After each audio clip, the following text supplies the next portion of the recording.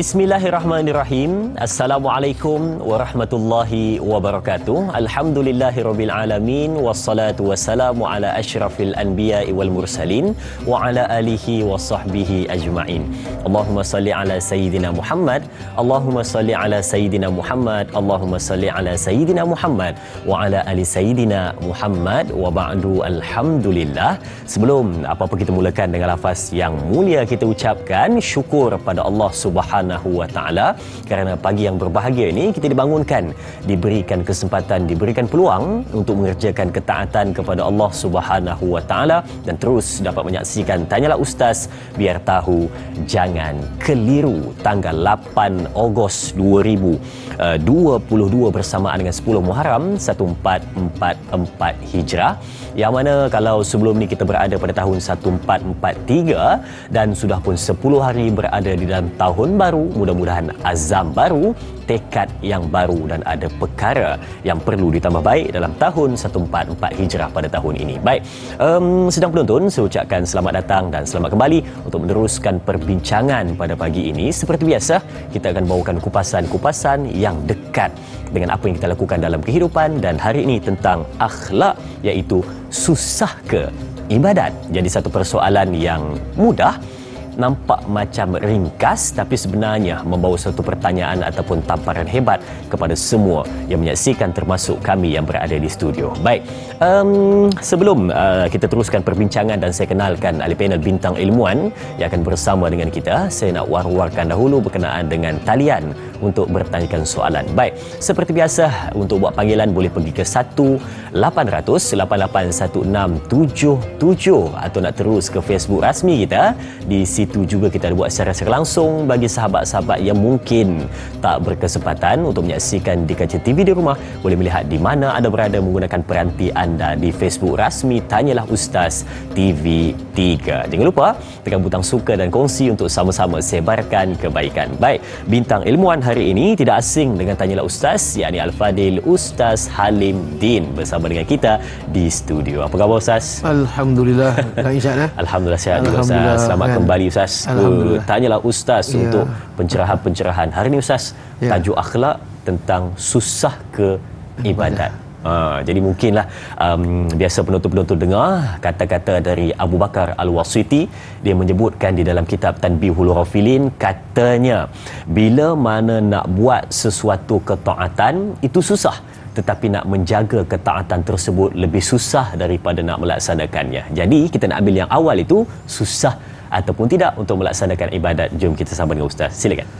Baik, terima kasih Dr. Azrin.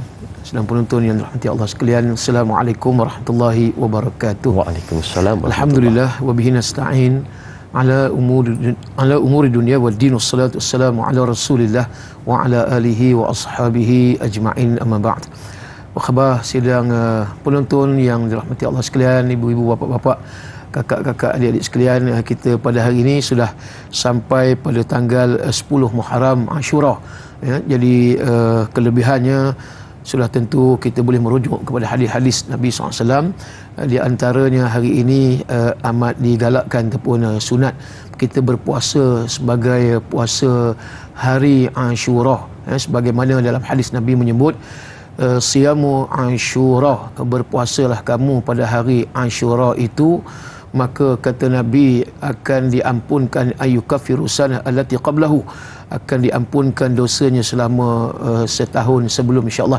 Jadi kita mulakan pada hari ini 10 Muharram dengan berpuasa sunat hari Ashura. Mudah-mudahan hidup kita hidup sebagai ittiba' sunnah, mengikuti sunnah Rasulullah sallallahu alaihi wasallam.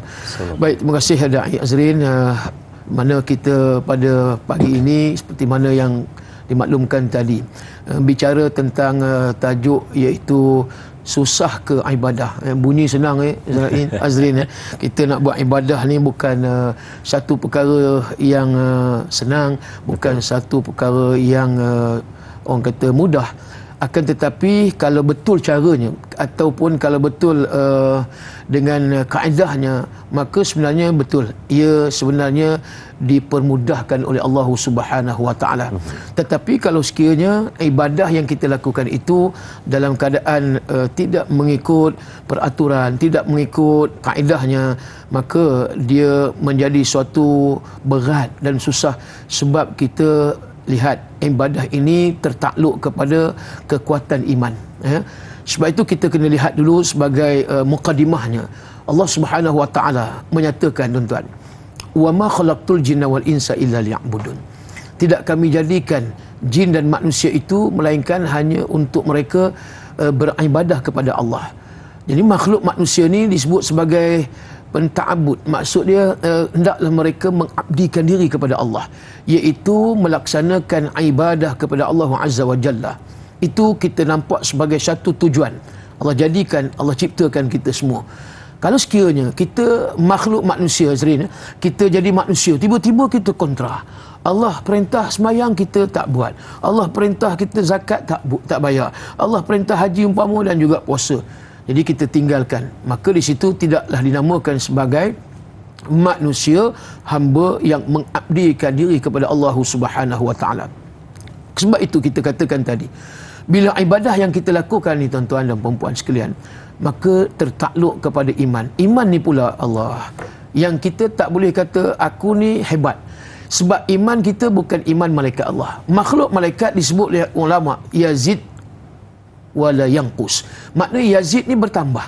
Iman malaikat bertambah. Tapi iman kita, Azrin, ya Allah, datang kita malas nak semayang, Azrin, kita kata Allah berat sungguhlah. Subuh 2 rakaat je, tapi rasa macam 20 rakaat tarawih.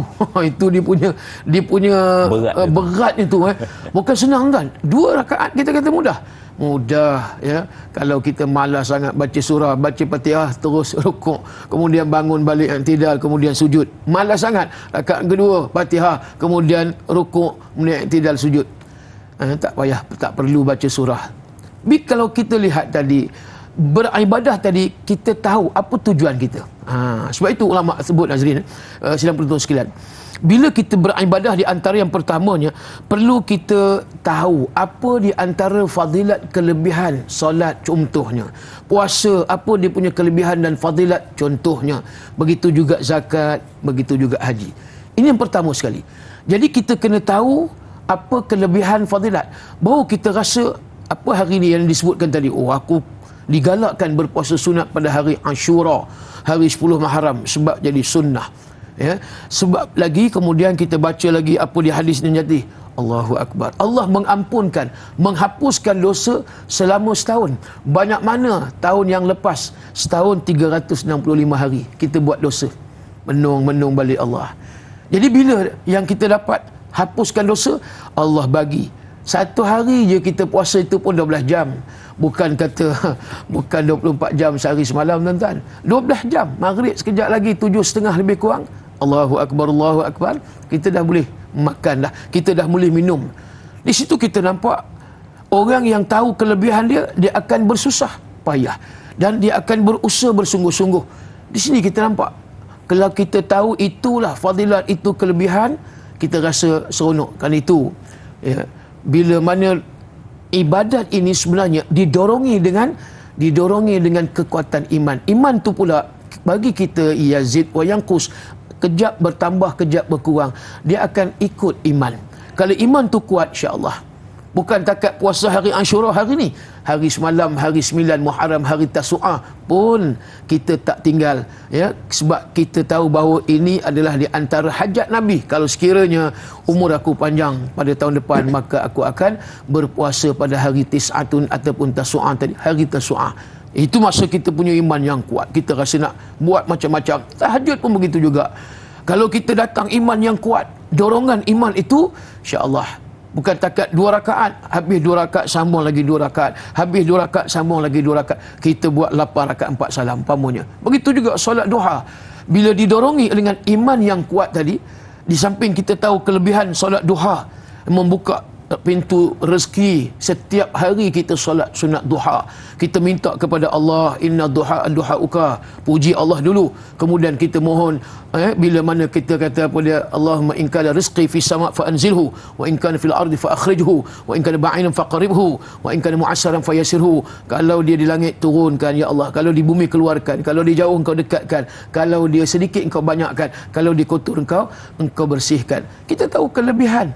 Jadi ini kata ulama sekalian, kita perlu lihat apa di antara kelebihan dan juga di situnya fadilat. Bila mana kita lakukan sesuatu ibadah, maka di situlah cenderungnya kita akan berusaha. Di sinilah maksud akhlaknya di situ.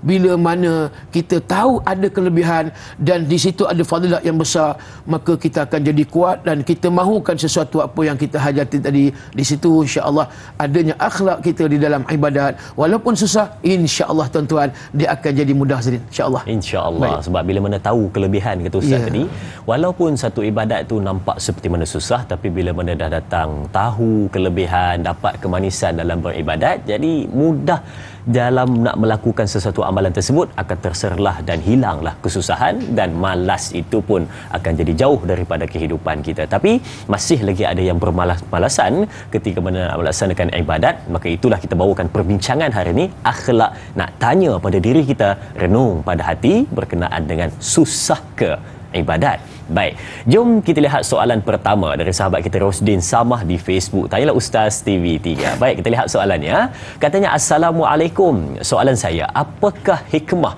Allah Subhanahu Wa Taala menentukan sesuatu amal ibadah itu bermasa untuk dipatuhi seperti solat, dan ada yang tidak bermasa seperti sedekah untuk dilakukan pada bila-bila masa? Mohon pencerahan Ustaz. Terima kasih. Terima kasih sahabat kita Rosdin Samah atas soalan yang ditanyakan. Dia kata ada yang bermasa dan ada yang bila-bila masa, Ustaz. Ada hikmahnya. Silakan. Baik. Terima kasih pada Rosdin Samah. Puan Rosdin. Encik ke Encik? Encik Rosdin Samah. Baik, terima kasih Encik Rosdin Samah tentang ada ibadah yang berwaktu tah. Kita kata tadi dah waktunya, ada dia punya tempohnya dan juga susunan dia, dan juga ada yang ibadat disebutkan tadi yang tak ada satu sempadan ataupun miqat, yang mana boleh dilakukan sepanjang masa.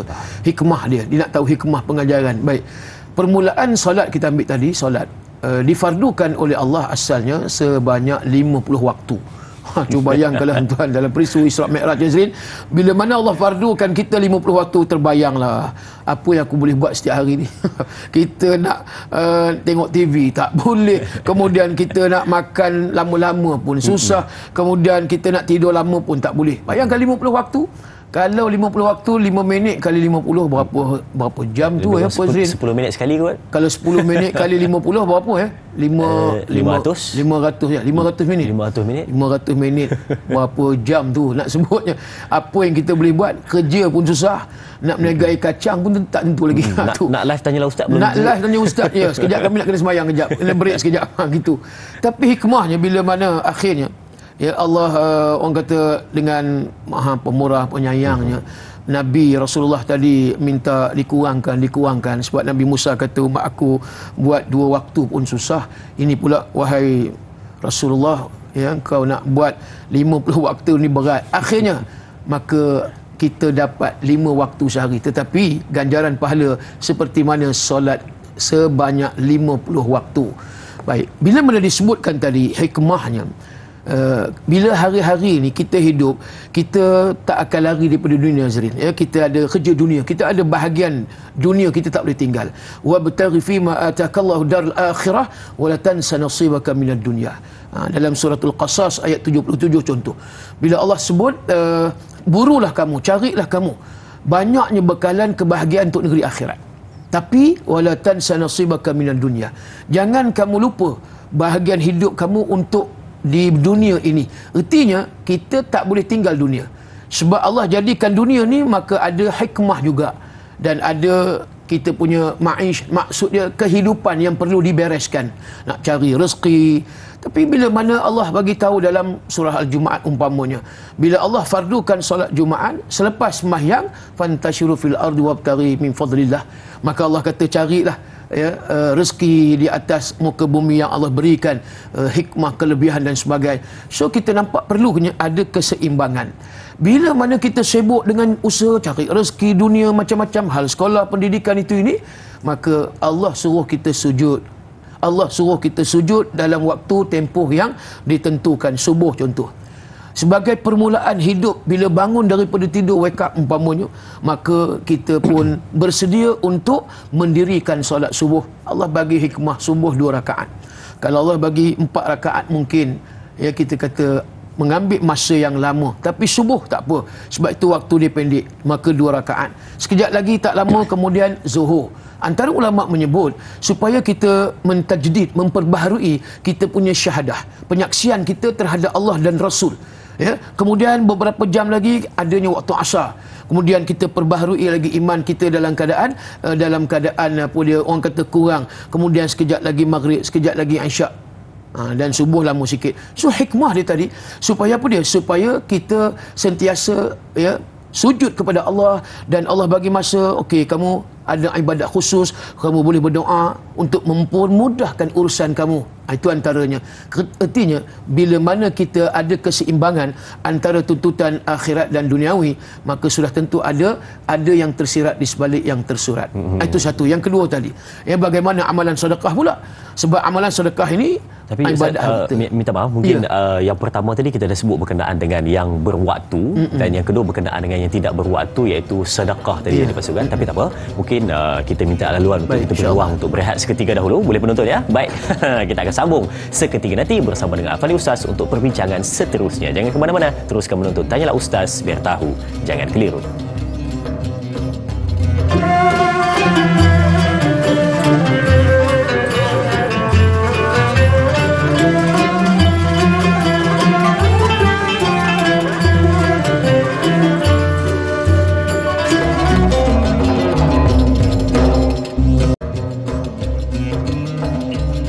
Firman Allah Subhanahu wa Ta'ala yang membawa maksud, tidak aku jadikan manusia dan jin itu melainkan untuk mengabdikan diri kepada Allah Subhanahu wa Ta'ala. Maknanya tujuan utama kehidupan ini adalah bila mana kita dah lakukan segala perkara, poin utamanya adalah untuk beribadat kepada Allah Subhanahu wa Ta'ala. Tapi yang menjadi persoalan pada hari ini adalah, yang menimbulkan perbincangan hari ini adalah kerana kenapa bila mana disebutkan tentang isu utamanya adalah hidupnya untuk beribadat tetapi malas untuk beribadat. Mungkin ada sebab, mungkin ada perkara yang tersirat di sebalik itu menyebabkan satu hamba Allah itu jadi malas di dalam nak beribadat. Susah ke nak ibadat ni sebenarnya? Baik, kita akan teruskan perbincangan kita. Kita nak sambung lagi perbincangan berkenaan dengan persoalan dari sahabat kita Rosudin Sama sebentar tadi tentang ibadat yang tidak bermasa. Bila-bila waktu boleh buat, ianya contohnya adalah bersedekah. Silakan Ustaz. Baik, terima kasih Azrin dan tuan-tuan perempuan yang dirahmati Allah sekalian. Sambung balik tadi. Jadi bila sedekah tadi, kita nampak ibadat yang disebut sebagai ibadat harta, maliyah. Kalau solat tadi, maka perlu dilihat pada rukunnya, kemudian apa dia ilmunya, susunan aturannya dan sebagainya, daripada wuduknya sehingga perkara yang kita perlu lakukan mengikut rukun-rukunnya sehingga selesai. Dan kita pun sedia maklum bahawa solat itu merupakan tiang agama. Sebab itu diletakkan 5 waktu. Sebelum tu 50 waktu. Maka sudah tentu Allah nak pasak sungguh-sungguh bersama dengan kekuatan iman, sebab solat itu jambatan mi'raj kita sebagai hamba kepada Allah Subhanahu wa Ta'ala. Tetapi bila mana selesai daripada ibadat solat yang kita lakukan selama 5 waktu ni, ataupun sebanyak 5 waktu sehari semalam, dia dah memberi kekuatan kepada kita, maka mudahlah kita nak melakukan juga apa-apa ibadah yang lain yang sunat seperti mana tadi ibadat sedekah. Sebab itulah sedekah ni dia tidak perlu pada waktu-waktu yang tertentu. Kecuali kalau zakat Nazrin dia ada tempoh haul, tempoh setahun. Itu dia punya antara syarat wajib zakat. Akan tetapi kalau sedekah tatawwu', kita nak sedekah pagi Jumaat umpamanya nak sedekah selepas subuhnya ataupun nak sedekah selepas asar, so boleh, tak tertakluk kepada waktu-waktu yang tertentu. Boleh masuk masjid kita masuk duit, ataupun ada tabung di rumah umpamanya kita simpan sikit-sikit setiap hari, pagi, subuh, tengah hari, petang, malam dan sebagainya. Maka hikmah kita nampak berterusan ibadah yang kita lakukan, bukan hanya solat tetapi ibadah harta. Inilah hikmah. Ya, pada setiap hari kita boleh lakukan sebanyak-banyak mungkin ibadah, bukan hanya solat tetapi begitu juga amalan yang lain. Kalau katakanlah tadi zakat untuk setahun sekali, itu pada harta pendapatan kita, pada ternakan kita, pertanian kita, saham, emas, yang lain. Tetapi bila sedekah-sedekah yang sunat ni, kita boleh buat bila-bila masa. Inilah hikmahnya, supaya apa dia? Berterusan, ajrun falahum ajrun ghairu mamnun. Supaya pahala tadi dia tidak putus-putus seperti mata air sungai yang mengalir. Itu di antara yang disebut sebagai hikmah hadirin. InsyaAllah pagi ni jangan lupa tuan-tuan, banyakkan sedekah juga selepas subuh, insyaAllah. Baik, pahala yang tak putus-putus seperti mana air sungai yang mengalir, ibadat yang tidak bermasa, sedekah contohnya sebentar tadi. Baik, kita ada pemanggil di talian. Assalamualaikum. Waalaikumsalam warahmatullahi wabarakatuh. Dai Azrin dan Ustaz Halimudin, saya Omar Abdul Majid dari Felda Cini Timur 3, Pekan Fahar. Assalamualaikum Ustaz dan Dai. Waalaikumsalam warahmatullahi Tuan Omar. Alhamdulillah. Ya. Beginilah. Ya, alhamdulillah. Ini soalan begini Ustaz. Ya, silakan. Begini Ustaz. Kita maklum dah hidup, bukannya senang, bukannya mudah nak dilakukan. Nak lagi kita di zaman sekarang yang mencabar macam ni, Ustaz. Soalan saya, adakah kaedah yang terbaik? Contohlah, nak sembahyang, nak kata Ustaz tadi nak sembahyang subuh 2 rakaat, tapi rasa macam 4 rakaat berat, bukan main Ustaz. Adakah kaedah yang terbaik untuk kita supaya ibadah nak bersedekah dari duit yang paling kecil, kalau ada yang RM5, kalau ada RM1 bagi yang RM1. Jadi adakah kaedah terbaik lah untuk kita sentiasa mudah untuk melakukan ibadah, tidaklah susah sebagaimana yang kita sangkakan, kita rasakan yang kita lakukan setiap hari itu Ustaz. Itu soalan saya Ustaz dan Dai. Terima kasih banyak Ustaz dan Dai. Assalamualaikum. Waalaikumsalam warahmatullahi. Terima kasih Tuan Omar untuk soalan hari ini. Yang mana katanya tadi nak sedikit katanya cara ataupun kaedah supaya bila benar nak buat ibadat tu semudah je. Kan tadi mungkin Ustaz kongsikan pada kita tahu hikmah di sebaliknya ataupun manfaat daripada ibadat tersebut. Mungkin ada yang lain Ustaz. Silakan.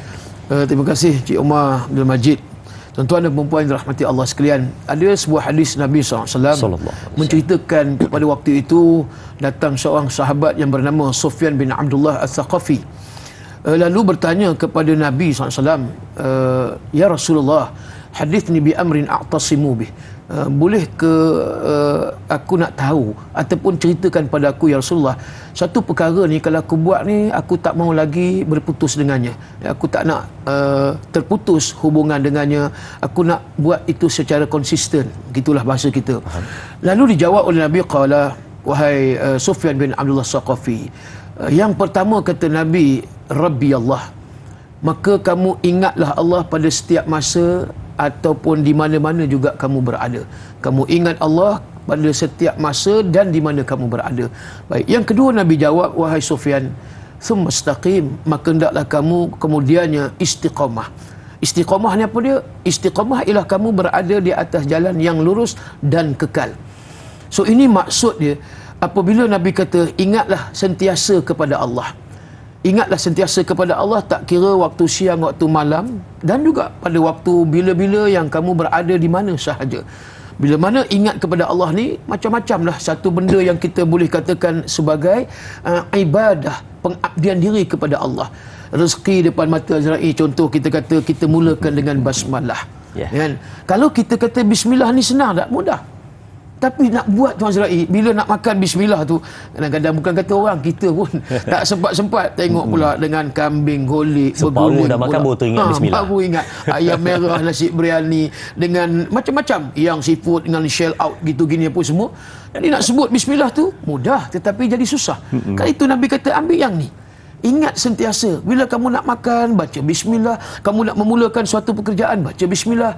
Dan begitu juga, selesai kamu dah buat kerja, selesai kamu makan, selesai kamu keluar tandas dan sebagainya, jangan lupa hamdallah, memuji Allah Subhanahu Wa Taala. Contoh, Maka di sini kita nak melazimkan perkara-perkara yang mudah supaya apa dia boleh konsisten. Maka bila mana yang besar datangnya kefarduan, zakat tadi, sembahyangnya, puasa dan sebagainya, jadi kita akan jadi mudah dan kita kekal dalam keadaan yang sebegitu.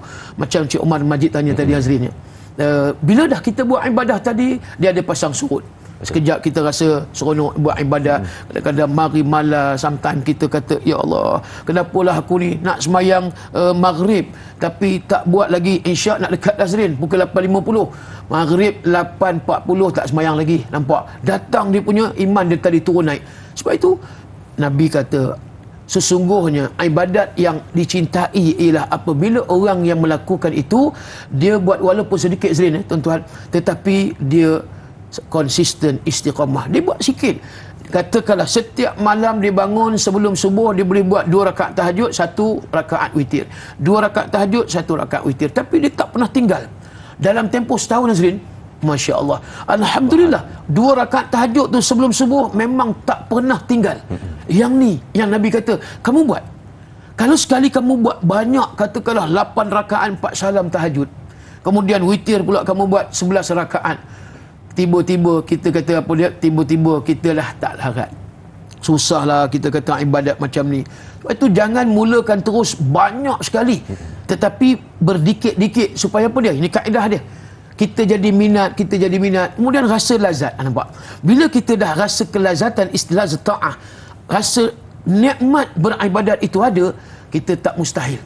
Kita jadi rasa satu kecintaan, kesukaan. Bahkan kalau kita tinggalkan malam tu, kita tak sedarlah Azrael ni. Bukan kata semayang tahajud, dia tak sedar. Sampai lajak subuh, tengok jam pukul 9 pagi. Ya Rabbi, ya Allah, kenapa ni? Sedangkan 364 hari aku tak pernah tinggal tahajud.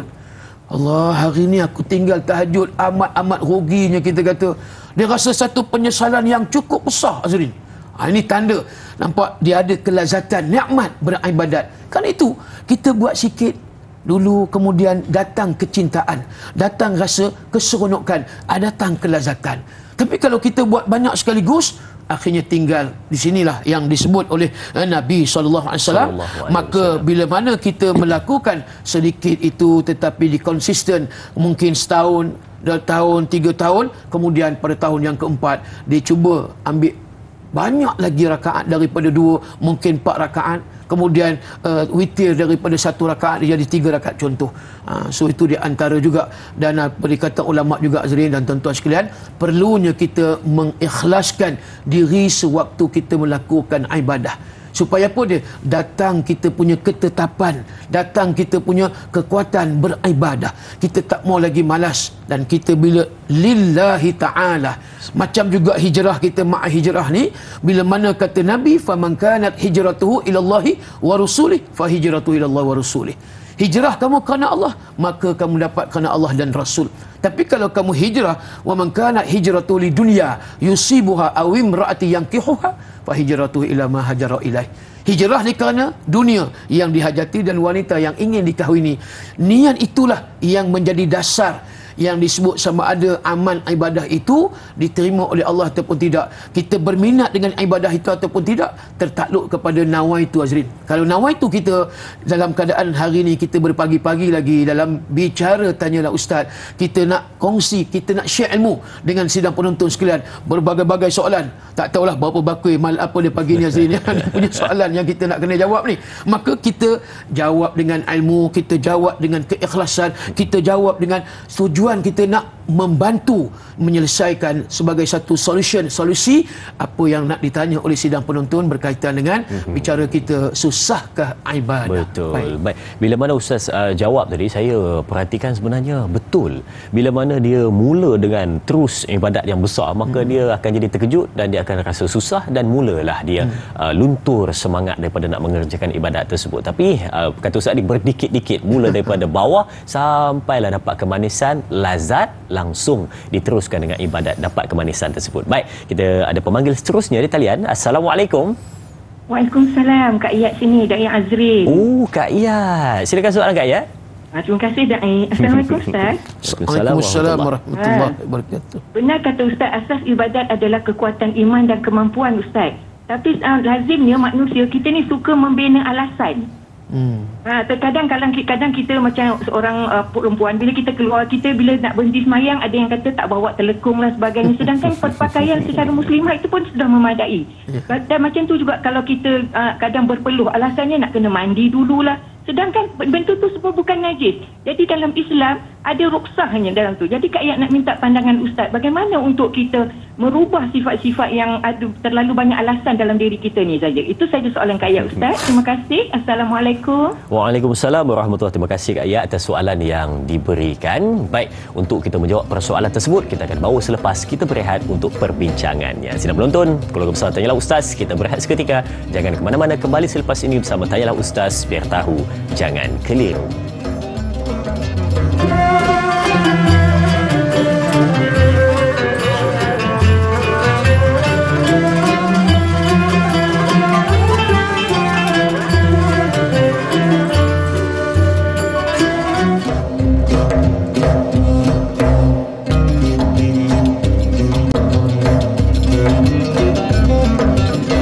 Sifat manusia yang berjaya ketika mana nak melakukan sesuatu perkara, cuba mencari jalan untuk melaksanakan perkara tersebut, dan untuk berlawanan pada sifat tersebut, bila mana manusia yang tidak mahu kejayaan, maka dia akan mencari alasan untuk menidakkan daripada dia melakukan perkara tersebut.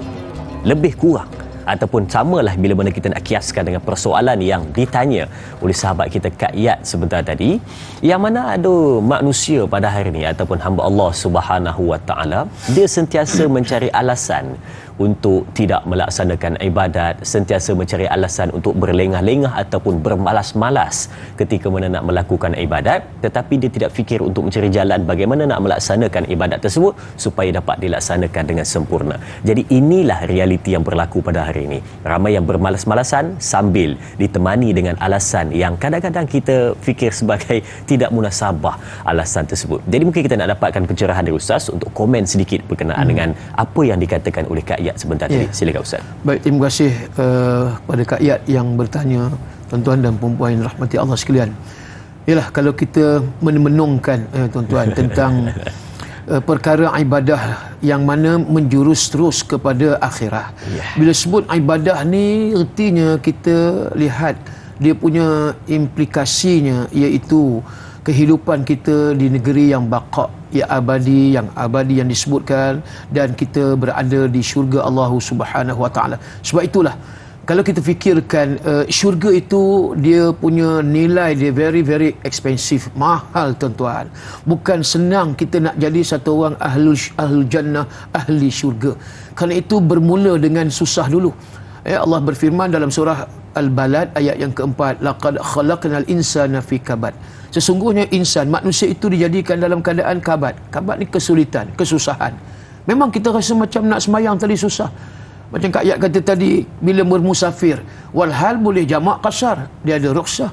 Kita boleh jamak, himpunkan solat daripada zuhur kepada asar, asar kepada zuhur, sama ada takdim ataupun takhir. Dan kemudian pula lagi diberi pula 4 rakaat potong, dia boleh shortcut ataupun dipendekkan jadi 2 rakaat. Tak Azrin, memang kita kata mudah sebenarnya Islam ni.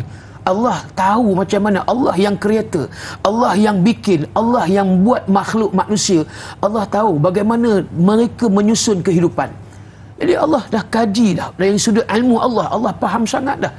Cumanya kita kenalah sikit mujahadah, sebab kita tahu kita nak syurga. Kalau kita lihat kepada Sayyidina Hasan dan Husain, dua cucu Nabi ni, tuan-tuan sidang penonton sekalian, daripada Yathrib Madinah ke Mekah buat haji 25 kali berjalan kaki, ulang alik Mekah Madinah, Madinah Mekah. Bayangkan jalan kaki tu pergi Mekah. Agak-agak macam mana mereka punya solat, mereka berhenti tang mana, jenuh tak waktu itu nak cari air? Kalau tak ada air mungkin barangkali boleh tayamum. Nampak? Kalau kita nak sungguh-sungguh, itu kata pepatah Arab, manjadda wajada. Kalau kita nak, maka kita bersungguh-sungguh.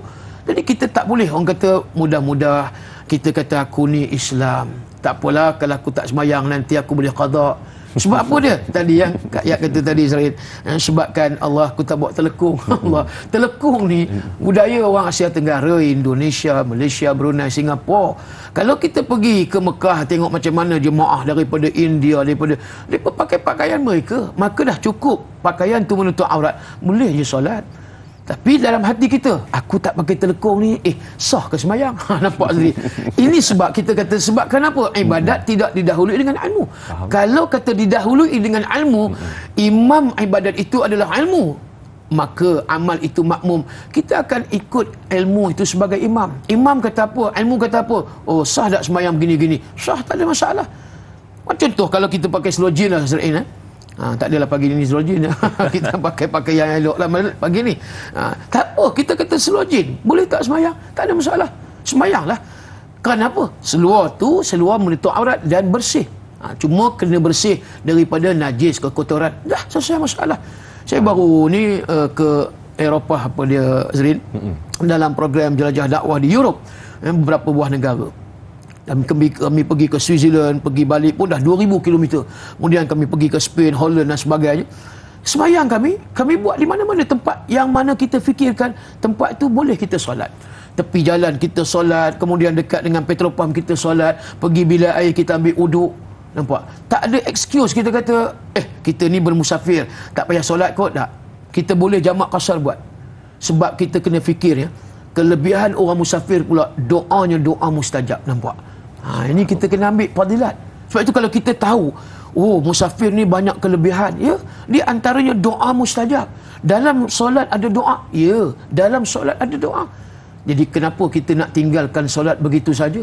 Kalau kita kata tak fikirkan tentang dosa besar, kita kata alah, leceh lah, rumit, kita kata nak sembahyang, nak pergi tandas pula, nak ambil air, buka stokin itu ini. Ya, nampak susah, tetapi sebenarnya sekejap itulah yang memberi nikmat yang kekal abadi di dalam syurga Allah Subhanahu wa taala.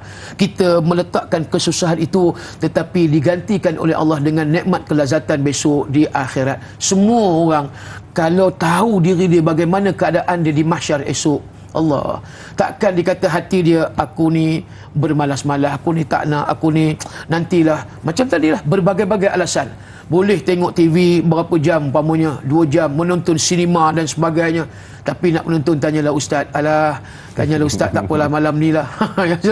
Yang ni kita nampak. Kadang-kadang kita bagi alasan. Malam pun tak ada juga. Akhirnya malam pun tidur awal, umpamanya. Bila dia nak ke masjid, kuliah dan sebagainya tinggal. Khususnya kita kata anak-anak muda. Sebab kita pun tak tua lagi, Azrin, muda ni. Sebab anak muda ni banyak sangat alasan. Dia kata tak apalah, aku ni muda lagi, belum tua. Nantilah nak pergi masjid umur 70, waktu pencen nanti. Rugi. Watak hijrah Nabi mostly kebanyakan, tuan-tuan cuba renungkan ma'al hijrah dalam kitab sirah, kebanyakannya adalah anak-anak muda. Abdullah bin Abi Bakr, Amir bin Fuhairah, Ali bin Abi Talib, Asma binti Abi Bakr, kemudian Zainab bintu Rasul binti Muhammad, Ruqayyah bintu Muhammad, Fatimah bintu Muhammad, Ummi Kulsum bintu Muhammad, anak Rasulullah. Muda-muda belaka hijrah. Begitu juga siapa lagi, Mus'ab bin Umair. Kemudian siapa lagi, kemudian tengok pula kepada Bilal bin Rabah. Semua watak-watak anak muda. Maka kesusahan, kepayahan itu sememangnya di awal Islam. Akan tetapi insya-Allah kita nak dapat satu successful, kita nak dapat satu kejayaan, kemenangan, takwa. Ini yang kita nak letakkan di dalam perkara ibadah. Bila mana ibadah dilaku dengan ikhlas, di sinilah kita nampak lahirnya insan yang benar-benar bertakwa kepada Allah. Disandarkan ibadah itu kerana Allah, ikhlas, bukan kerana yang lain. Seperti mana hijrah orang yang ada kerana dunia, ada kerana apa yang dihajati, nak menikah, nak kahwin. Tetapi hijrahnya tidak diterima oleh Allah Subhanahu wa taala. Wallahu a'lam. Itu jawapannya dari persoalan sahabat kita sebentar tadi, Kak Yat, yang bertanyakan tentang banyak manusia mencipta alasan bila mana nak meninggalkan sesuatu ibadat. Itu yang patut dielakkan. Dia kata tak apalah tak solat di sini, balik boleh qada katanya. Tak apalah tak buat hari ni, minggu depan boleh. Dia terlupa itu adalah salah satu daripada jarum-jarum iblis. Bukan dia kata jangan, tetapi menangguhkan manusia untuk melaksanakan ibadat. Baik, kita berhati-hati. Okey, soalan seterusnya dari sahabat kita Puan Masrifah No Jama'in. Katanya, Assalamualaikum. Semoga sentiasa dalam rahmat Allah. Amin. Terima kasih mendoakan. Adakah terlalu banyak makan atau minum dari sumber yang syubhah akan menyebabkan seseorang itu malas dan berat untuk beribadat? Katanya. Boleh jadi. Mohon pencerahan Ustaz. Terima kasih sahabat kita Puan Masrifah No atas soalan yang ditanyakan. Banyak makan ataupun banyak makan benda yang syubhah katanya boleh menjadikan berat untuk beribadat. Betul ke Ustaz? Silakan. Baik, terima kasih pada Puan Masrifah Nur Jama'in dan sidang penonton tuan-tuan dan perempuan sekalian. Kita lihat kata ulama, ya, selagi mana kita melakukan perkara dosa dan maksiat, maka selagi itulah dia menjadi penghalang untuk insan bernama hamba kepada Allah ini untuk melakukan sesuatu amal dan ibadah. Ini jelas. Ya. Secara asasnya berterusan maksiat yang dilakukan maka menjadi penghalang kepada ibadah untuk dilakukan. Baik, kalau kita lihat Azrin tuan-tuan sekalian, ya. Ada dua tadi. Sama ada sesuatu yang disebut ibadah kemudian disebut maksiat. Kedua-duanya merupakan nikmat. Bagi orang yang ahlul ibadah, dia meneruskan ibadah, itu adalah suatu nikmat. Bagi orang yang melakukan maksiat, asi, pelaku maksiat, berterusan maksiat yang dilakukan, bagi dia seronok. Dia rasa nikmat melakukan kemaksiatan, zina, minum arak, apa lagi, berjudi, kemudian menipu orang, macam-macam, merompak, mencuri. So, bila mana dua perkara tadi, satu yang disebut ibadah, satu maksiat, dua-dua tu ada nikmat. Dan dua-dua tu tidak boleh bercampur jadi satu. Perlu kita lihat apa dia punya definisi ibadah, apa definisi yang dimaksudkan dengan maksiat. Maka kerana itu, disuruh oleh Allah kita meninggalkan perkara maksiat. Bahkan kata Tuhan, wa ta'awanu 'alal birri wat taqwa wa la ta'awanu 'alal ismi wal 'udwan. Kamu tolong menolong dalam perkara kebaikan takwa dan jangan kamu bantu-membantu dalam perkara permusuhan, perkara dosa dan maksiat. Ini perintah Allah. Artinya kalau kita bercampur, tolong orang pun dia juga, main judi pun dia juga. Ya. Ada orang tuan-tuan semayang tapi main judi pun kuat. Apa judi itu? Arba'atun digitun magnum. Umpamanya. Contoh yang kata judi 4 nombor ekor itulah, itu maksud dia, ya. Ada orang yang puasa-puasa tapi tak semayang, nampak? Jadi kita nak kena bezakan tadi. Bila ibadah, maka kita ambil nikmat kelazatan ibadah itu, maka kita kata ini menjadi satu junnah. Junnah ni apa dia? Perisai. Benteng daripada kita nak melakukan maksiat. Sebenarnya lagi banyak kita melakukan ibadah, baik yang fardu, baik yang sunat, maka dia menjadi perisai, menjadi benteng pertahanan daripada kita nak terjerumus yang kita tadi akhirnya melakukan perkara dosa dan maksiat. Maka kerana itu tadi, bila disebut oleh apa dia yang bertanya tadi, ya, maknanya adakah ia menjadi asbab kita bermalas, kita rasa macam tak seronok ibadat zerinya? Ya, jawapan dia sudah tentu. Dia menjadi asbab penghalang untuk kita melakukan ibadah. Jadi artinya perlunya kita bertaubat kepada Allah. Kerana itu di samping kita berubah, berhijrah ni pada ma'al hijrah Muharram yang mulia ni, sedang penonton sekalian, maka hijrahlah kita. Ketetapan kita, aku hijrah kerana Allah dan Rasul, aku berhijab kerana Allah dan Rasul, aku menutup aurat kerana hijrahnya kerana Allah dan Rasul, dan begitu juga aku nak tinggalkan perkara maksiat, gantikan dengan kelazatan beribadah. Mudah-mudahan walaupun nampak susah, tetapi insya-Allah Allah akan beri juga suatu kenikmatan dan kejayaan untuk kita berada di dalam syurga Allah. Subhanallah, lagi besar ujian, lagi besar nikmat sebenarnya. Lagi banyak cabaran ketika mana nak melaksanakan ibadat, lebih besar ganjaran di sisi Allah Subhanahu wa taala. Baik, sidang penonton, kita nak berehat seketika, kembali selepas ini bersama Tanyalah Ustaz, biar tahu jangan keliru.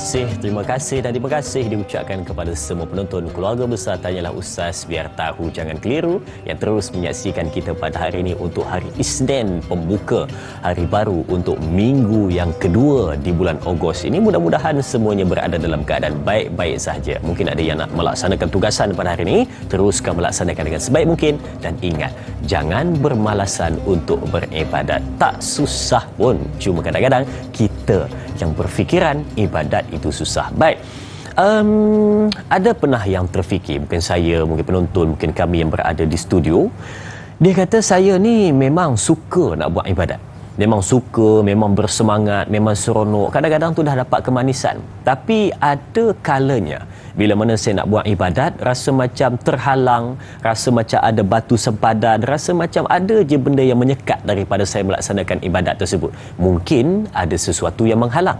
Jadi kita nak tanya pada Al-Fadhil Ustaz, sebenarnya bila mana satu orang itu dia nak buat ibadat, apakah penghalang-penghalang yang akan timbul bila mana dia nak buat ibadat, Ustaz? Silakan. Baik, terima kasih Zrin dan juga sidang penonton sekalian. Sebenarnya kata ulama di antara penghalang kepada ibadah yang utamanya adanya satu penyakit. Yeah. Bahkan Nabi definisikan penyakit itu adalah wala yaqdhifanallahu fi qulubikumul wahnan. Di dalam hati manusia itu kata Rasulullah ada penyakit wahan. Ya. Yang disebut wahan ni apa dia? Nabi pun cerita tentang wahan ni iaitu hubbud dunya wa karahiyatul maut. Rupanya inilah penyakit yang berada di dalam lubuk hati kita, cinta dunia. Bila mana dia cinta dunia, sayang kasih pada dunia, tuan-tuan, sekaligus dia membenci kepada kematian. Nampak?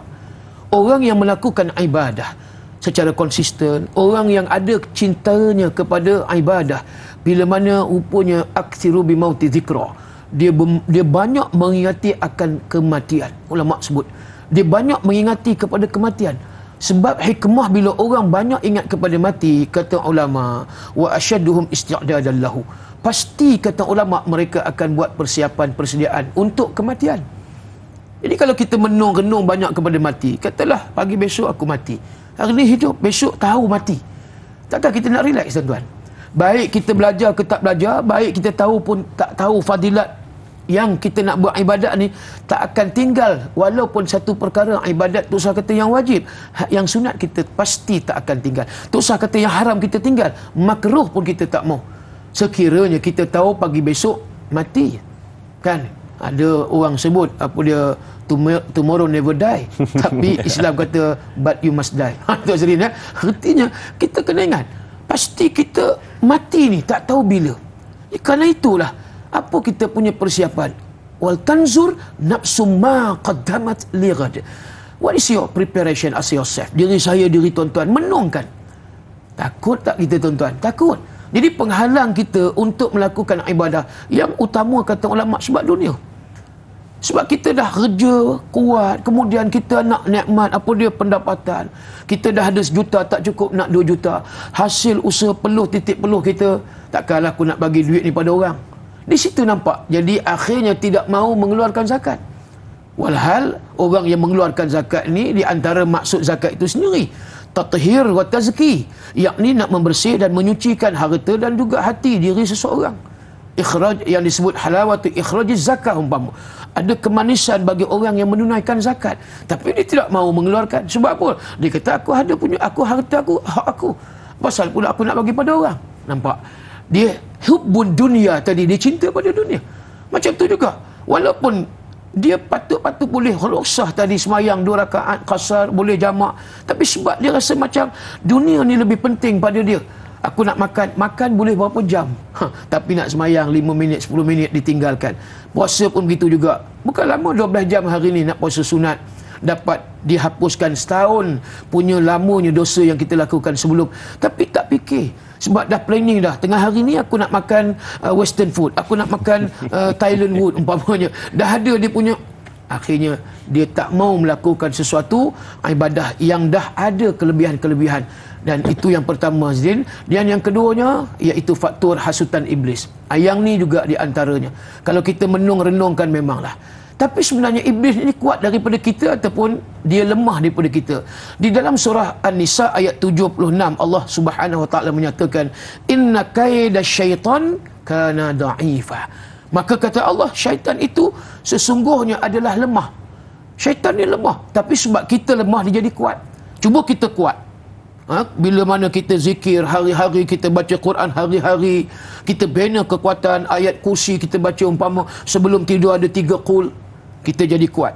InsyaAllah dengan niat aku nak bangun tahajud pukul 4 pagi, pukul 5 pagi sekurang-kurang. Ditambah lagi dengan kita dah memang istiqamah, tiap-tiap malam kita bangun. Nampak?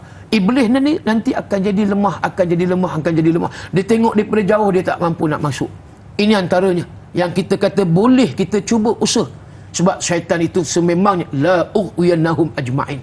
Dia dah berjanji dengan Allah, bersumpah, aku akan rosakkan anak Adam, mereka yang nak buat ibadat, kecuali mereka yang ikhlas. Yang tadi saya dah sebut dah. Sebab itu kita hari ini terhalang. Kenapa? Kita terlalu ikut apa yang dikehendaki hasutan daripada iblis dan syaitan. Majrud dam, dia masuk melalui darah yang kata tadi. Akhirnya kita terpaksa akur mengalah. Sebab itu kita tak semayang, sebab itu kita tak puasa, bahkan kita nak zakat pun tidak. Memang ngaji Quran jadi malas. Kerana itulah perkara-perkara ini kita kata ni mereka ni sebagai musuh Allah dan musuh orang yang beriman. Bila mana kita kenal pasti musuh kita, tuan-tuan dan puan-puan, insya-Allah kita cuba nak berlawan dengan mereka, mudah-mudahan ya kita akan menjadi orang yang bertukar kelazatan melakukan ibadah daripada susah untuk melakukan ibadah, insya-Allah. Baik, terima kasih Ustaz untuk pencerahannya, dan saya terpanggil untuk kita lihat soalan di Facebook dari sahabat kita Intan Zurina Abdul Razak. Saya akan bacakan untuk Ustaz. Baik, katanya Assalamualaikum. Ada yang berpendapat untuk apa melaksanakan ibadat kerana memikirkan tentang dosa jika berlaku kesilapan di dalam ibadat tersebut. Sebagai contoh, salah sebutan ketika membaca Al-Quran berdosa katanya. Lalai dalam solat, amalan solat itu tidak diterima. Lantas merasa ibadat itu susah. Mohon pencerahan Ustaz. Terima kasih. Terima kasih juga kepada sahabat kita Intan Zurina untuk soalan yang ditanyakan. Saya bila mana baca soalan ni, saya teringat ada orang kata, buat apa saya nak bersedekah kalau saya dah tahu dah saya ni takkan ikhlas, dia kata. Dosa. Buat apa saya ni nak solat kalau saya dah tahu dah saya tak dapat khusyuk, dia kata. Jadi buat apa nak ibadat? Jadi Ustaz kena bagi tahu sikit pada penonton-penonton Ustaz. Senang menentu sekalian. Itu matematik mudah bagi kita. Memang senang kalau menyentuh agama Islam kita, habis Islam kita kan. Kalau kata aku ni kalau buat pun aku tak konsisten umpamanya, aku buat semayang pun dalam 3 waktu, 2 aku baik aku tak buat semua umpamanya. Senang matematik kita jadi macam tu dah tuan. Sebab itulah kita bila mana dalam Islam ni disuruh oleh Allah dan juga Rasul supaya menjadi orang yang ada ilmu. Kita kena rajin belajar, kita kena rajin mentelaah, kita kena rajin mengkaji. Itu antara bila disebut dari sudut aspek ketamadunan Islam ni, makna tamadunnya pun dia peradaban, tamadunnya pun dia kemajuan hidup. So kalau sekiranya nak maju tak ada ilmu Allah. Sebab itu Barat menyebut puak Yahudi lah Israel nak sebut. Yahudi dah tetapkan, dia kata apa dia, knowledge is power, power is knowledge. Pengetahuan ni adalah suatu kekuasaan. Kekuasaan ni adalah pengetahuan, ilmu. Kalau kita nak melakukan sesuatu benda, kalau tak ada ilmu, kenapa dia tak bagi alasan, contoh aku ni tak boleh jadi mekanik sebab aku tak ada ilmu, umpama aku tak boleh jadi jurutera sebab aku tak ada ilmu. Akhirnya duduk di rumah nyanda je, tak payah buat apa. Aku tak boleh makan sebab aku tak ada ilmu nak makan, contoh. Kalau kita matematik yang mudah macam tu, ini bukan satu orang yang disebut sebagai hamba Allah yang beriman. Sebab kita ada iman. Sebab itu bila dah beriman, maka diletakkan ilmu itu sebagai penanda aras. Iman dan taqwa itu dilihat pada ilmu.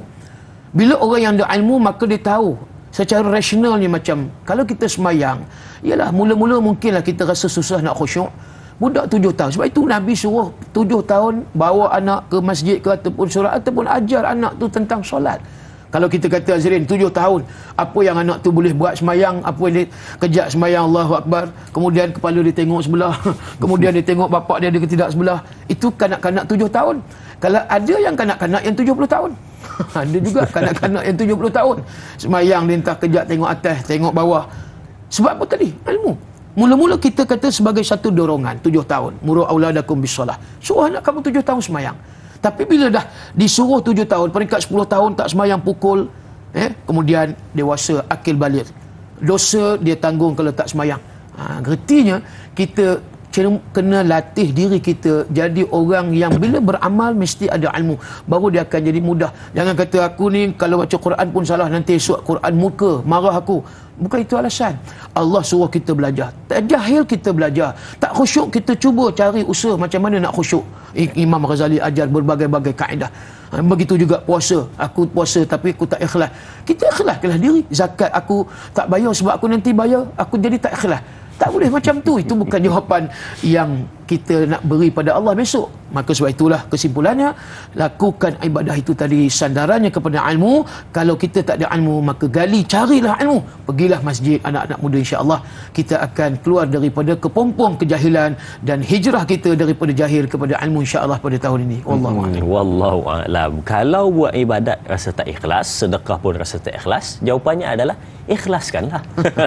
Ikhlaskanlah hatimu untuk melaksanakan segala apa yang diperintahkan oleh Allah Subhanahu wa taala. Baik, itu kuncinya. Okey, untuk kita teruskan perbincangan, saya nak maklumkan kepada penonton kita berakhir di sini dahulu di TV3, sambungan 30 minit di TV9. Teruskan menonton Tanyalah Ustaz, biar tahu jangan keliru.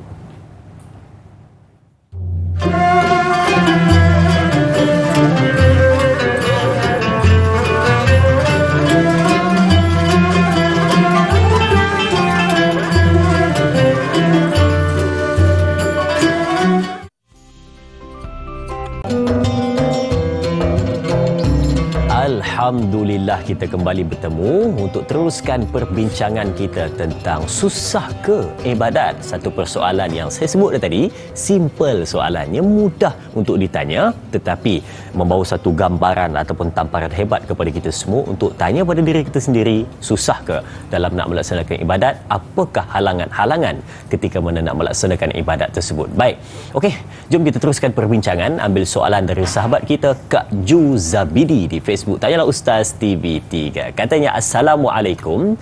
Tular di media sosial seorang pemuda kurang upaya sedang mengerjakan solat di dalam masjid. Pemuda itu solat dalam kepayahan, namun dia tetap berusaha untuk menunaikan ibadat solat sebaik mungkin. Apakah nasihat Ustaz kepada orang yang cukup sifat namun meninggalkan solat tanpa sebarang alasan? Terima kasih Kak Ju atas berita ataupun sesuatu yang menarik dikongsikan kepada kita tentang perkara yang tular di media sosial dan nasihat itu Ustaz untuk kita yang sempurna sifat ini. Silakan. Baik, sidang penonton yang dirahmati Allah sekalian. Kita lihat Islam ini agama yang cukup indah dan Islam ni agama yang bersifat konstruktif, maknanya membina, bukan agama yang destruktif, demotivator dalam keadaan orang kata apa, dia sampai mewujudkan satu suasana kehidupan yang bermalas-malasan ataupun dalam keadaan dhaif, lemah, agama yang tidak ada kemajuan, kolot dan sebagainya. Islam ni agama yang maju. Islam ni agama yang penuh dengan peradaban. Bila mana kita bicara tentang akhlak, umpama tadi, akhlak di dalam ibadah, bagaimana kita nak jadi satu orang yang perlunya ada kerajinan. Bagaimana dunia yang kita kejar, kita sanggup siang dan malam mencari sesuatu nikmat keduniaan. Kenapa tidak untuk akhirat? Ini perlu kita menung dan tenungkan. Bila diceritakan tadi oleh Kak Ju yang ditularkan dalam media sosial tentang pemuda yang dalam keadaan yang kurang upaya, dalam keadaan yang cacat lah kita kata, tapi bagaimana usaha dia untuk sampai juga ke masjid, yang disebut boleh solat lagi di dalam masjid dalam keadaan dirinya kurang keupayaan. Saya pernah tengok Azrin, tuan-tuan sekalian, bila waktu umrah tu, cuba tuan-tuan pun kalau pergi umrah, cuba tengok perhati, kadang-kadang terserempak dengan orang yang tak ada kaki, yang tak ada tangan, tapi boleh dia buat tawaf, dia boleh merangkak tu. Kadang-kadang ada kaki tak ada tangan Azrin, tapi boleh merangkak tawaf 7 kali pusingan. Allah, kita tengok macam tu, dalam hati kita kadang-kadang terdetik juga, kot ni malaikat kot, kita kata. Jadi kita tengok di situ, Allah zahirkan di depan mata kita, orang macam ni macam mana boleh datang daripada negara dia, boleh sampai ke Mekah. Dia punya usaha ikhtiar. Sebab apa? Dia satu je, matlamat dia untuk menta'abudkan diri kepada Allah. Nampak? Semata-mata untuk redha Allah Subhanahu wa ta'ala. Soalan tadi menyatakan, bagaimana kita yang sihat, yang kaki cukup, yang tangan cukup, yang mata pun elok, tak buta. Kalau kita lihat kepada seorang sahabat Nabi, iaitu bernama Abdullah bin Ummi Maktum, A'mah. Abdullah bin Ummi Maktum ni muazzin kedua yang Nabi lantik, tuan-tuan. Bagaimana matanya buta, tapi dia berusaha menjadi seorang yang disebut sebagai, kita hari ni bahasakan Bilal, muazzin. Dia tak nampak macam mana dia nak tahu waktu masuk. Kalau katalah waktu itu ada jam, dia tak boleh tengok jam. Tapi dia tahu waktu sembahyang dah masuk. Allahu Akbar, Allahu Akbar. Kalau sekarang mudah saya ada bunyi. Ada bunyi sekarang. Sekarang okeylah, ada bunyi. Dia boleh dengar apa dia daripada telinga. Tapi dulu, bayangkan dia tahu ke matahari itu nak terbenam ataupun dah terbenam, berapa dia punya ukuran dia. Kemudian waktu maghrib masuk, ataupun matahari tergelincir zuhur, kemudian subuh bagaimana. Orang yang macam tu, tapi dia punya usaha ikhtiar. Kelebihan Allah bagi. Jadi kita ni yang sihat tu, sebab Nabi kata wasihataka qabla saqamik. Sihat kamu sebelum sakit. Kamu kena renungkan nikmat sihat. Tapi itulah bila mana kita tidak menjadi hamba yang bersyukur. Qalilan ma tashkurun, kata Allah. Sikit sangat kamu bersyukur. Bila mana kita jadi hamba yang tidak bersyukur, maka kita akan meringan-ringankan, bahkan meremeh-remehkan benda-benda yang sepatutnya kita tak boleh tinggal. Sebab itu dia ajar juga bagaimana tentera-tentera di perbatasan ataupun tentera di medan perang umpamanya. Ada cara solat ketika mana perang. Ada cara dia. Tapi kita kena belajarlah. Kalau kita tak belajar, kita kata perang takkan aku nak sembahyang. Mana boleh sembahyang, nanti musuh tembak. Ada cara dia. Ada kaedah dia. Sakit pun macam tu, tak boleh berdiri, kita duduk, tak boleh duduk, kita mengiring ke baring, melentang pun boleh, ataupun menerak pun boleh. Ikut kemampuan yang kita boleh. Tak boleh juga dengan isyarat mata, ya Azrin. Tak boleh juga dengan isyarat hati. Tak boleh juga elok matilah. Itu jalan yang terakhir. Dah tak ada apa dah gunanya hidup kalau tak ada satu perkara yang dia disebut sebagai insan hamba Allah yang mentaati perintah. Apa lagi yang kita dapat? Semata-mata dizahirkan jadi ahli neraka. Sebab itulah kita fikirkan balik. Sebab kita perlu buat ibadat sampai ke akhir hayat. Ya, sampai kita umur kita ke penghujung, maka jangan tinggalkan yang kita tak boleh tinggal fardu, yang itulah tentulah. Bahkan yang sunat, zikirnya dan sebagainya. Perkara yang penting juga antara diajar oleh ulama dalam sebuah hadis At-Tirmizi, kita kena juga berdoa dan acap kali berdoa dengan doa ya muqallibal qulub tsabbit qalbi ala dinik. Wahai Tuhan yang membolak-balikkan hati aku, kita kata pada Allah, wahai Tuhan yang membolak-balikkan hati, maka engkau tetapkanlah hati aku ni di atas ketaatan kepada perkara agama. Minta kepada Allah, doakan. Saya ulang balik, ya muqallibal qulub tsabbit qalbi ala dinik. Maka hendaklah kita minta kepada Allah, Tuhan yang membolak-balikkan hati. Memang macam tu. Sekejap kita nak sembahyang, rancang kita nak sembahyang di awal waktu, tak mustahil akhirnya di akhir waktu kita solat, ataupun langsung kita tinggalkan solat umpamanya. Kadang kita nak sedekah pergi masjid, asal pula alamak lupa pula bawa wallet ataupun beg duit tak ya. Jadi ini antaranya.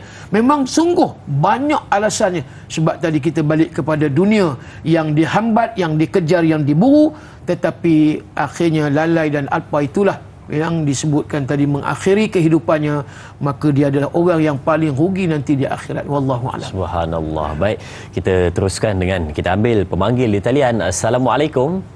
Waalaikumsalam warahmatullahi wabarakatuh. Dari Azil Ustaz. Saya Ismail pada Segang Bulu. Baik, soalan tanya Ustaz. Susah ke ibadah? Jawapan tidak dapat hidayah dengan alasannya. Soalan saya, apakah ini termasuk dalam golongan orang-orang yang tidak mengingati mati? Itu soalan saya. Terima kasih. Assalamualaikum warahmatullahi wabarakatuh. Waalaikumsalam warahmatullahi. Terima kasih Tuan Ismail. Ringkas soalannya tetapi sangat bermakna.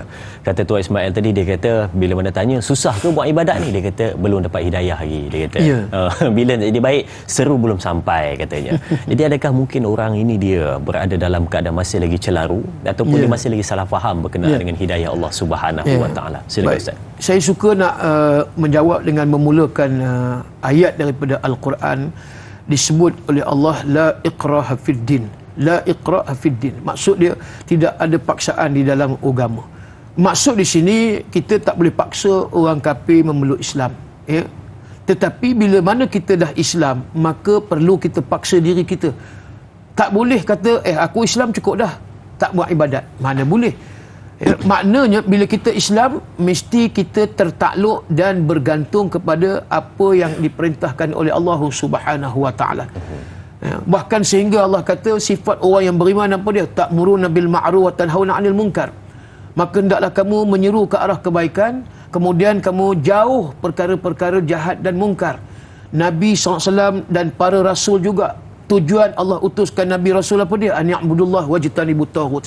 Bagi tahu pada manusia tentang apa dia perlunya kamu mengabdikan diri kepada Allah dan tinggalkan apa dia beri peringatan supaya mereka tinggalkan perkara maksiat. Inilah agama, inilah dinul Islam. Kalau dinul Islam, agama Islam duk senang lendang, tak buat apa, tak payah semayang dan sebagainya, lebih baik pula kita kata Kristian, lebih baik pula kita kata Yahudi, Wailing Wall dan sebagainya, kemudian pergi church, gereja, bila mana Kristian. Takkan Islam ada masjid? Nabi bina mosque, Nabi bina masjid Quba. Yang pertama sekali peristiwa hijrah Nabi bina masjid, apa lambang? Supaya manusia mengabdikan diri kepada Allah. Boleh je Nabi nak buat pasar raya umpama, tak kisahlah apa pun pasar raya, pasar basah ke pasar kering dan sebagainya. Tapi Allah perintah, bila mana Nabi bina masjid supaya nampak Islam ni agama pengabdian diri kepada Allah. Tiba-tiba hari ni kita kata tak perlulah kita susah payah beria-ria sangat ibadat, sebab itu aku tak nak pergi masjid. Sebab kan kalau belajar ilmu, kalau aku tak buat ibadat aku dapat dosa. Izrin, yang ni senang. Kadang-kadang tak Izrin, orang bagi alasan banyak ilmu sangat ni esok tak terbuat. Allah tanya akhirat besok, kamu ada ilmu tapi tak beramal, kan susah nak jawab. Jadi macam aku nampak, sekerat je cukup. Ambil sembahyang raya dengan sembahyang Jumaat, jadilah ahlu sunnat wal Jumaat. Itu contohnya tuan-tuan. Jadi orang macam ni banyak tak? Banyak. Hari ni cukup ramai jenis orang macam ni. Kefahaman mereka tentang Islam cukup mudah. Dia kata tak payah kita nak susah-susah ibadat tonggang-tonggik. Semayang pakai niat aja. Yang ni pun ramai sesat. Semayang pakai niat. Kenapa makan tak pakai niat? Contoh, dah makan dah? Dah. Tak usik pun tu lauk ayam merah, kambing golek dan sebagainya dengan sotong ketam. Dah, aku dah niat dah. Tak ada pun orang makan pakai niat, tapi bila semayang wujud pula satu kefahaman semayang ni sebenarnya pakai niat je. Tak perlu kita tonggang-tonggik ambil wuduknya dengan tomak ninah, sujud apa semua. Inilah akhir zaman ni, pelbagai cabang Islam yang betulnya satu jalan je. Ma ana alaihi wa ashabi wal jamaah, kata Rasulullah. Orang yang berada di atas landasan dan mereka duduk di atas sunnah yang disebut ahlu sunnah wal jamaah. Ini insya-Allah kita cari satu jalan ilmu yang benar, kemudian jangan kita terpesong dengan berbagai-bagai aliran kefahaman, kemudian ajaran yang menyesatkan ummah. Allahuakbar. Hati-hati dengan pelbagai kadang-kadang kata-kata orang ni kita kena dengar dan selidik sebaik mungkin supaya dalam beribadat tidak ada kesilapan dan keraguan, semuanya dalam keadaan tenang dan juga terang. Subhanallah. Baik, kita berehat seketika, kembali selepas ini bersama Tanya Ustaz biar tahu. Jangan keliru, jangan ke mana-mana.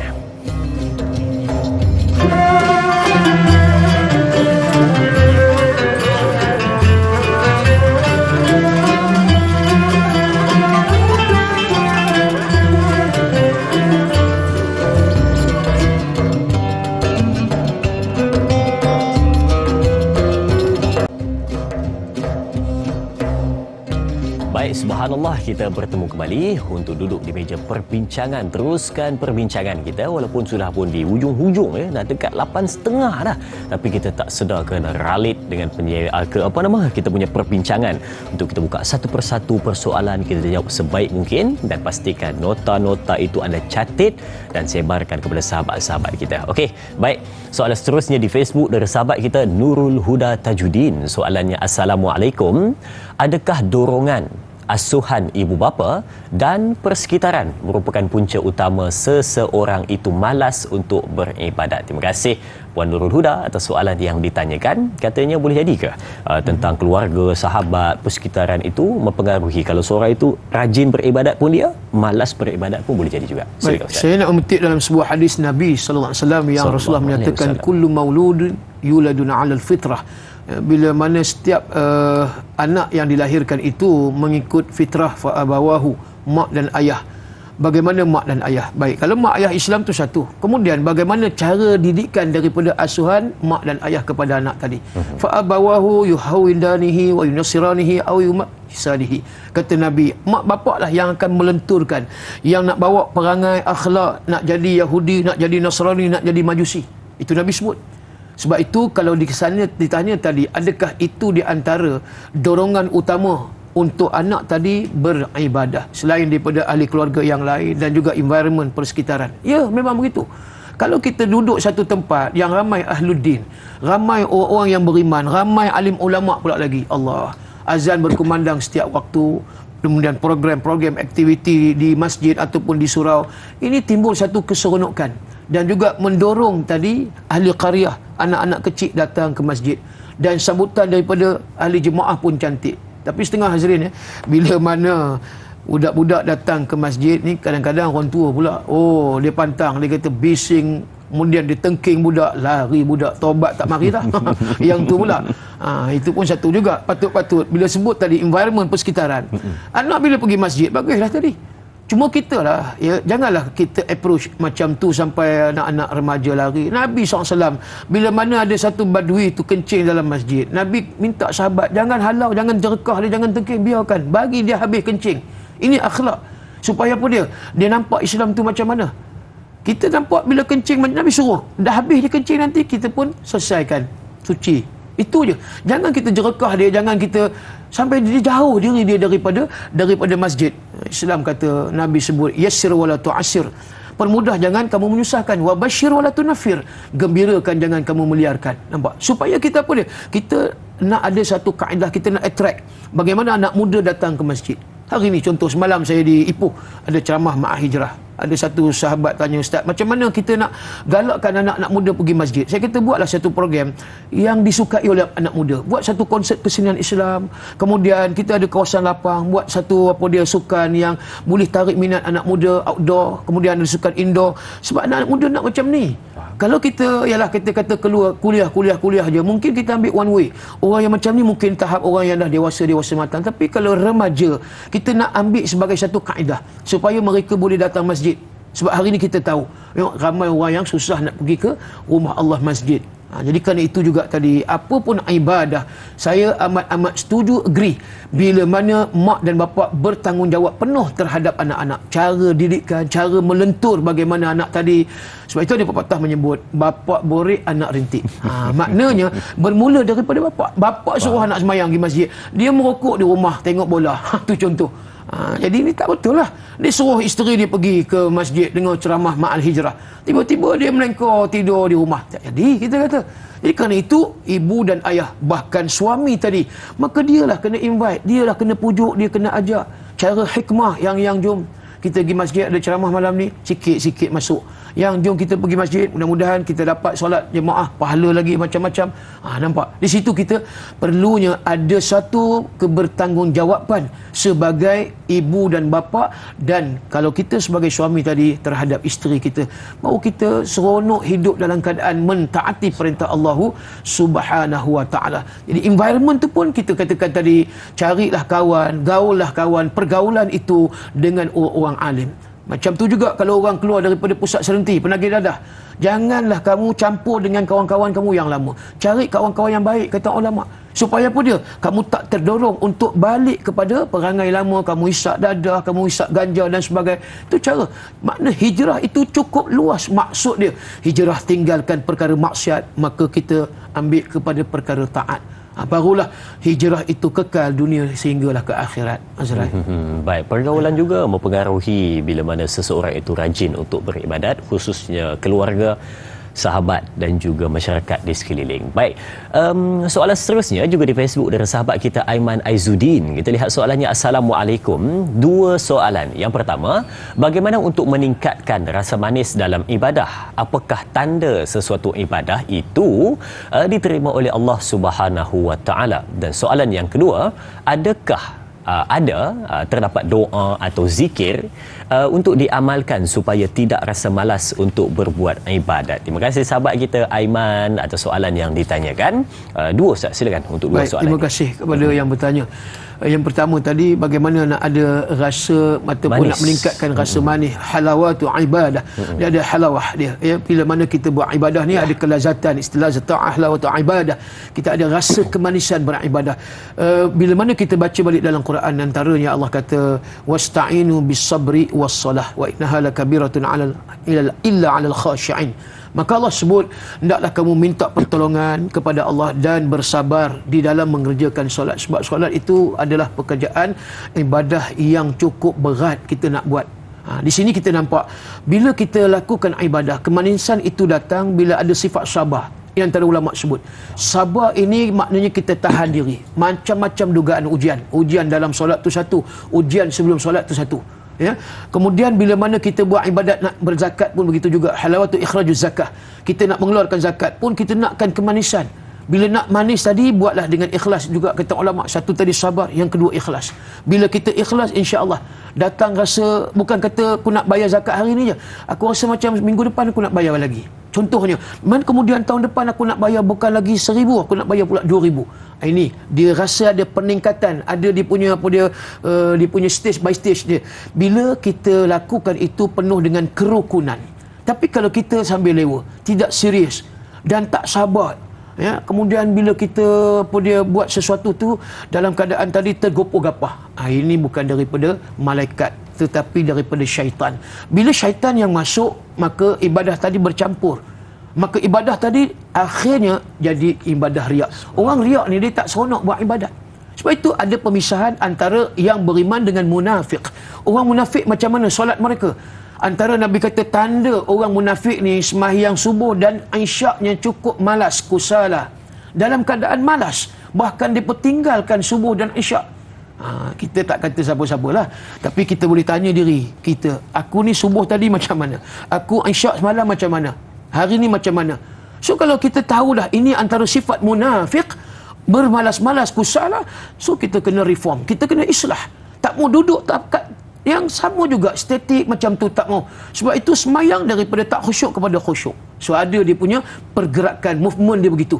Kalau tidak, tuan-tuan, maka Allah melihat kepada kita sebagai orang yang tidak serius di dalam perkara ibadah. Yang kedua disebutkan tadi, adakah di antara doa-doa ataupun zikir yang boleh kita baca? Antara tadi saya dah sebutlah, ya muqallibal qulub, tsabbit qalbi ala dinik.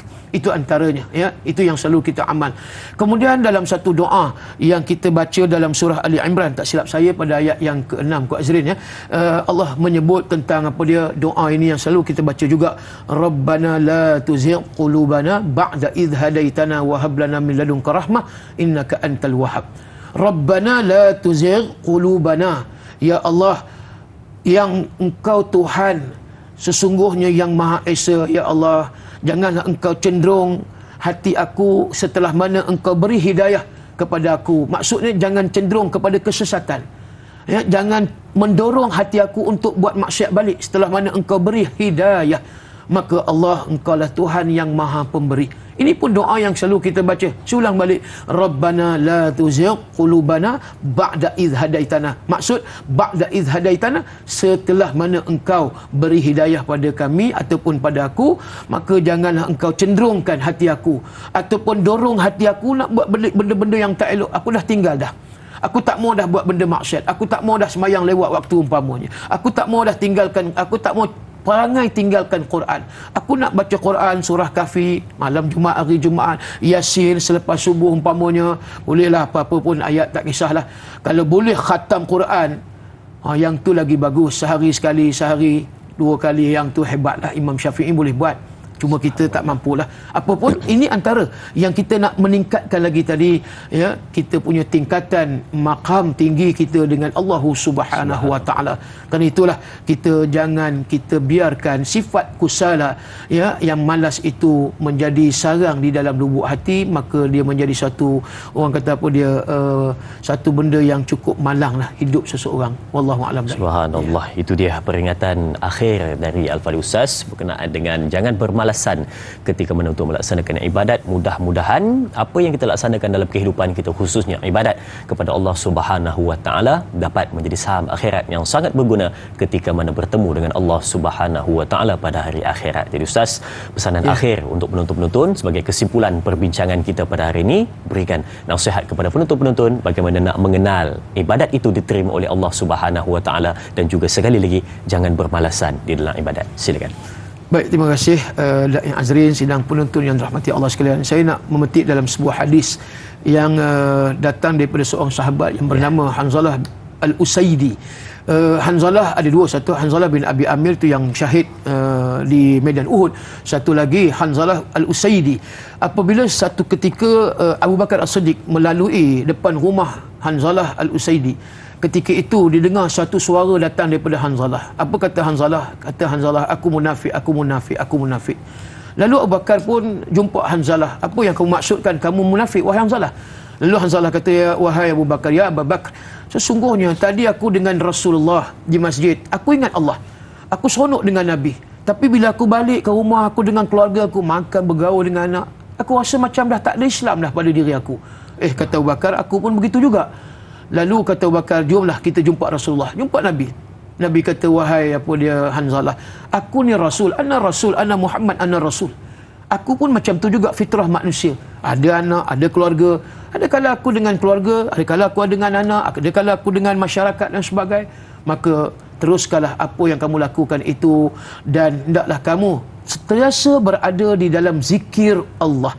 Ini Nabi pesan, sentiasa kamu berada dalam zikir Allah, nescaya malaikat datang berjabat tangan dengan kamu dan tidak renggang daripada kamu. Ini Nabi kata. Jadi ertinya apa dia?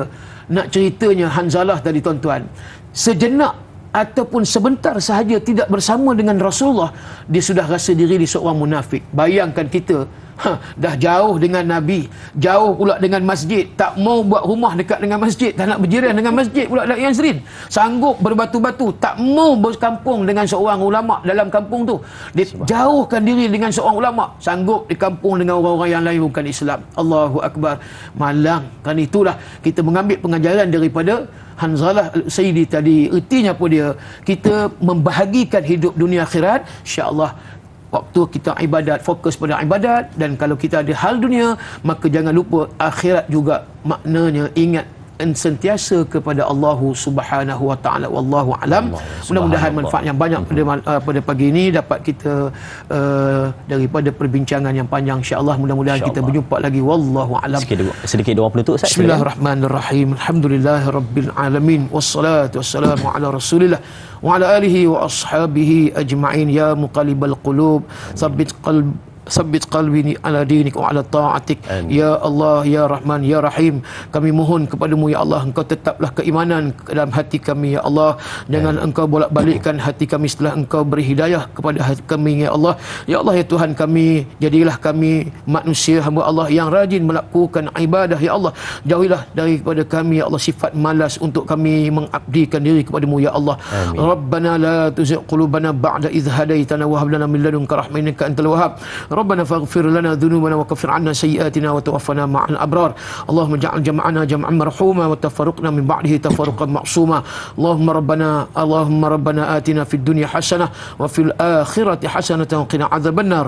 اللهم ربنا تقبل منا دعاءنا وصلاتنا وعبادتنا ومجلسنا وحاجتنا يا الله يا رحمن يا أرحم الراحمين. دعواهم فيها سبحانك اللهم والتحية فيها سلام وآخر دعواهم لا رب العالمين. تقبل الله منا.